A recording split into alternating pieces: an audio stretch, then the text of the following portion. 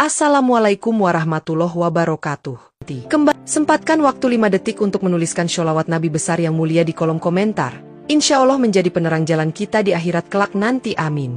Di sebuah desa kecil di Jawa Barat, hiduplah seorang ustaz bernama Ustaz Mahfud. Ia dikenal sebagai sosok yang bijaksana, rendah hati, dan dihormati oleh masyarakat. Selain mengajar agama di surau, ia juga memiliki ladang kecil dan beberapa ekor sapi yang dirawatnya dengan penuh kasih sayang. Salah satu sapi miliknya, yang bernama Siranda, tengah hamil besar. Sapi itu adalah warisan dari almarhum ayahnya, dan selama bertahun-tahun telah banyak membantu keluarga Ustaz Mahfud, baik sebagai sumber susu maupun untuk membantu membajak sawah. Malam itu, hujan turun rintik-rintik. Langit tampak kelam, dan udara terasa lebih dingin dari biasanya. Ustaz Mahfud yang baru saja selesai menunaikan salat Isya mendengar suara gaduh dari kandang sapi di belakang rumahnya. Ia segera bergegas keluar dengan membawa lampu minyak, diikuti oleh istrinya, Bu Siti, yang tampak cemas. "Pak, itu suara Siranda, seperti kesakitan," ucap Bu Siti khawatir. "Iya, mungkin dia mau melahirkan. Kita harus membantu," jawab Ustaz Mahfud. Mereka berdua berlari kecil ke kandang. Benar saja, Siranda tengah berjuang untuk melahirkan. Napasnya tersengal-sengal, tubuhnya gemetar, dan matanya tampak penuh penderitaan.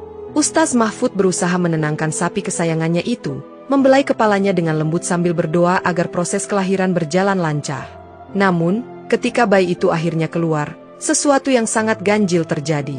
Bukan anak sapi yang terlahir dari rahim Siranda, melainkan seorang bayi manusia.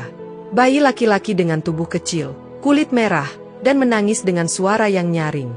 Ustaz Mahfud dan Bu Siti terkejut bukan main. Tubuh mereka gemetar, saling berpandangan tanpa kata. Mereka tidak percaya dengan apa yang mereka lihat. Bagaimana mungkin seekor sapi melahirkan bayi manusia? Namun, sebelum mereka sempat berpikir lebih jauh, Siranda kembali merintih kesakitan. Ia masih belum selesai melahirkan. Beberapa saat kemudian, satu bayi lagi lahir, kali ini seorang bayi perempuan.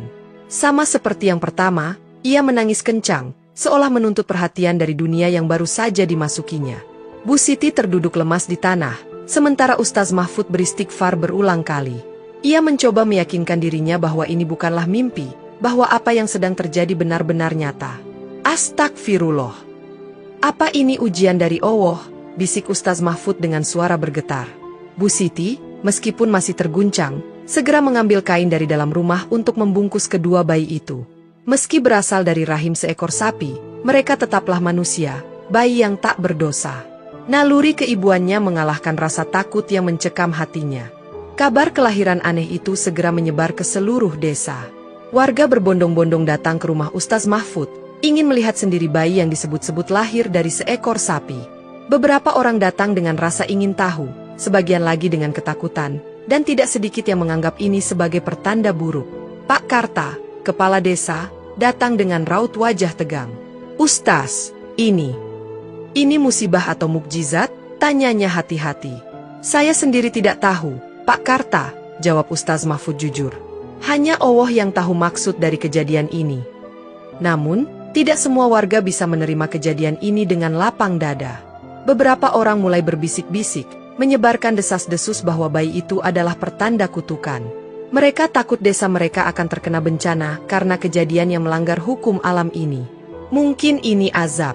Sesuatu yang haram telah terjadi di desa kita," seru seorang lelaki tua dengan suara keras. "Atau mungkin ada ilmu hitam yang bermain," tambah yang lain. Perlahan-lahan, suasana desa yang semula tenang berubah menjadi penuh ketegangan. Ada yang mulai mengusulkan agar bayi itu dibuang. Ada pula yang mengusulkan agar keduanya dibawa ke dukun untuk mengetahui asal-usulnya. Di tengah kekacauan itu, Ustaz Mahfud tetap teguh. "Mereka adalah manusia. Mereka bayi yang tak berdosa," katanya dengan suara tegas. "Tidak peduli bagaimana mereka lahir, mereka tetap makhluk ciptaan Allah." Namun, semakin hari, tekanan dari warga semakin besar.